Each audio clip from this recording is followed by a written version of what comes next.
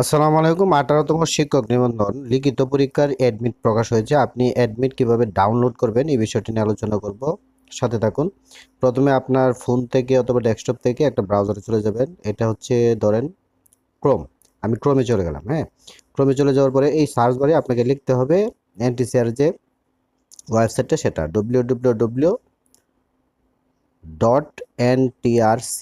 এটা যদি আপনি লেখেন তারপরে দেখবেন যে এরকমভাবে কিন্তু অটোমেটিক্যালি চলে আসবে। যদি না আসে তাহলে .gov.bd লিখবেন। তারপরে এখানে আপনাকে সার্চ করতে হবে। ঠিক আছে, আপনি সার্চ করে নেবেন, এখানে ক্লিক করে দিবেন। ক্লিক করে দেওয়ার পরে এনটিসিআর যে ওয়েবসাইট, এই ওয়েবসাইটে আপনাকে নিয়ে যাবে।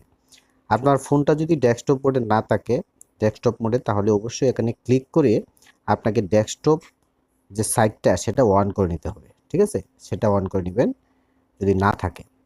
ওকে, তাহলে আমি চলে গেলাম ক্রোম ব্রাউজারের মাধ্যমে এনটিএসসিআর ওয়েবসাইটে। তারপরে এরকম একটা ইন্টারফেস দেখাবে আপনাকে। তারপরে আপনি এখানে যে কাজটা করবেন, এখানে দেখেন বিভিন্ন অপশন আছে। এখানে এখানে কিন্তু খুব সুন্দর করে লেখা আছে যে পরীক্ষা সংক্রান্ত, পরীক্ষা সংক্রান্ত, যে ভালো করে খেয়াল করেন, পরীক্ষা সংক্রান্ত। এখানে কিন্তু কয়েকটা অপশন আছে। প্রথমে দেখেন লেখা আছে যে প্রবেশপত্র আছে, এখানে আপনাকে ক্লিক করতে হবে। ওকে, ক্লিক করার পরে এখানে একটা নতুন ইন্টারফেস চলে আসছে। দেখেন এই ইন্টারফেসে কিন্তু লেখা আছে এরকমভাবে যে সিলেক্ট ওয়ান যে লেখা আছে, এখানে আপনাকে ক্লিক করতে হবে। অর্থাৎ এখানে ডান দিকে যে এরর চিহ্নটা আছে এখানে আপনি ক্লিক করবেন।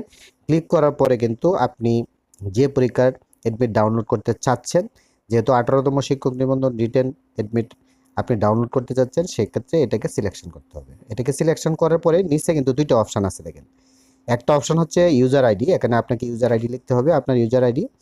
আর এখানে আপনাকে পাসওয়ার্ডটা লিখতে হবে। এই দুটি লেখার পরে আপনি এখানে সাবমিট অপশনে ক্লিক করে দিবেন। সাবমিট অপশনে ক্লিক করে দিলেই কিন্তু আপনার অ্যাডমিট চলে আসবে, তারপরে আপনি ডাউনলোড করে ফেলবেন।